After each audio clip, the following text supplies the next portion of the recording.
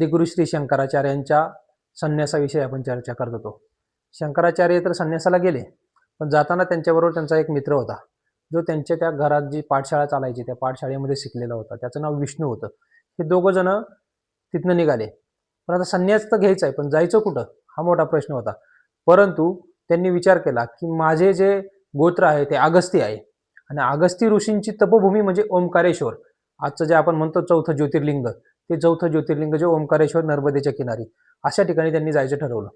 अजून एक गोष्ट त्यांच्या डोक्यामध्ये होती की ज्यावेळेस त्या पाठशाळेमध्ये ते शिकत होते त्यावेळेस अनेक ठिकाणच्या अशा चर्चा चाललेल्या असतात.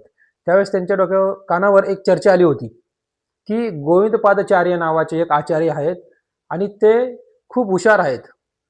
म्हणजे त्या काळातले ते पंडित होते आणि ते असे दीक्षा द्यायचे आणि अनेक लोक त्यांचे शिष्य व्हायचे.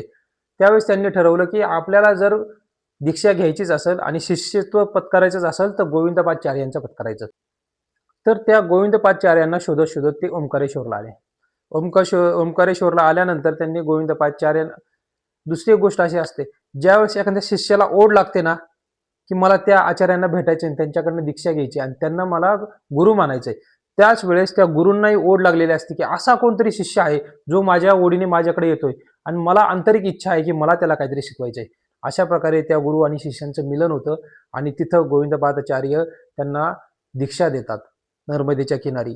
आणि म्हणून तिथं प्रचंड असा कर्मयोग झालेला आहे. नर्मदा नदी तर अशी आहे की ती एकमेव अशी नदी आहे की ती पश्चिमेकडे वाहते.